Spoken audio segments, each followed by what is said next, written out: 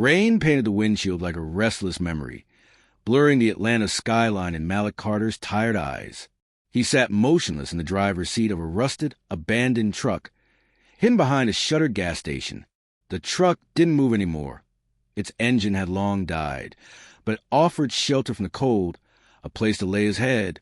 His hands, callous and cracked, gripped the steering wheel as if it were the only thing tethering him to the world. In the back of the truck's cab, a worn duffel bag held everything he owned, and on the dashboard, a framed engineering degree collected dust, his mother's handwriting barely visible on the back. "So proud of you, my son." But that was 7 years ago.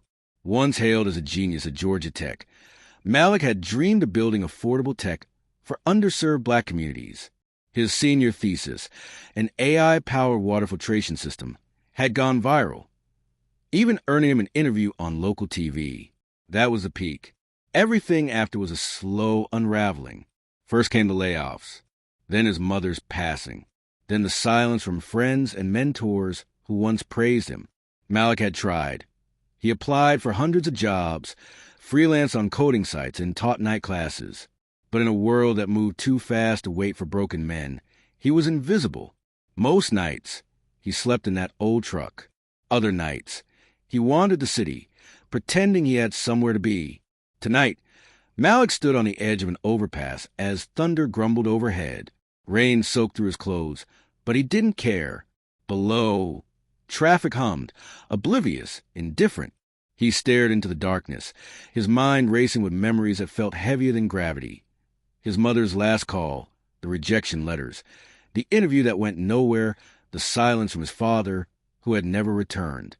"I've done everything right," he muttered, "and I still ended up here." A deep sob welled up in his chest, but he clenched his jaw. He had cried too many times before, and tonight he had nothing left. That's when he heard footsteps, slow, steady, like someone who knew how to walk through storms. Malik turned slightly. From the shadows of a bus shelter emerged an old man, tall but worn. His coat was military green, faded and patched at the elbows. He wore a Vietnam veteran cap pulled low, and his face was a map of battles fought, some on the field, others within. The man stopped a few feet away and looked at Malik. Not the kind of look that demanded explanation, but one that understood. Malik wiped his face. "Whatever sermon you're about to give, save it." The old man chuckled softly. "I wasn't going to preach, son.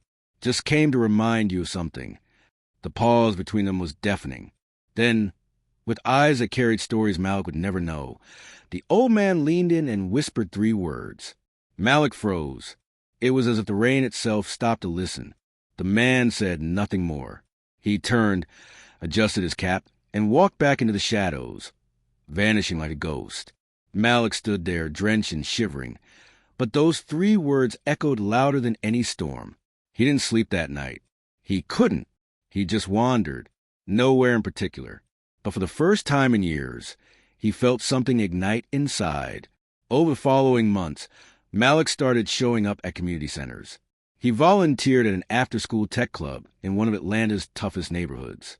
The kids, skeptical at first, began to gather around a soft-spoken man who could fix broken laptops with pocket tools and turn math problems into magic tricks.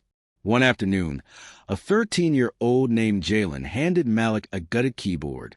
"You think it's trash?" he asked. Malik smiled. "Nothing's trash if it still has purpose." He didn't even realize he was talking about himself. Malik soon partnered with a local nonprofit to create pop-up STEM labs in underfunded schools. He taught coding, built recycled tech stations, and spoke at high schools where kids thought success belonged to someone else. He moved out of that truck. A retired principal gave him a room behind the youth center. An old friend from college saw a video of Malik teaching robotics on TikTok and offered him a contract to consult on educational tech. He was rebuilding not just his career, but his spirit. And through it all, those 3 whispered words remained etched in his soul, like a compass that kept him moving forward. 1 year later, Malik stood on a stage at a City Tech Summit, invited to speak on innovation in underserved communities. The lights were bright, the applause louder than he expected. He adjusted the mic and looked out into the crowd. In the front row sat his father, eyes filled with tears. Beside him were Jalen and a group of teens who once gave up on dreams, now wearing t-shirts that read, "We build, too." Malik cleared his throat. "You know, a year ago, I stood on an overpass thinking life had nothing left to offer me. But a stranger reminded me that we don't need 1,000 reasons to keep going, just one good one." The audience leaned in. He whispered 3 words to me, words that pulled me back from the edge. Malik paused. They were simple, but they lit a fire I thought had gone out. He looked straight into the camera. "Remember your why." And in that moment, the broken genius who once slept in an abandoned truck became a lighthouse for countless others lost in the storm. The morals of this story are: 1. Even in your darkest hour, a single moment of kindness or wisdom can reignite the fire within you. 2. Failure does not define you. Your decision to keep moving forward does. 3. Purpose often hides in places you fear most, and rediscovery begins with believing that you still matter. Do you enjoy our story? Kindly give us a like and comment below on what you have learned from this story. Also, subscribe to our channel to encourage us to bring you more motivating stories. See you in the next video.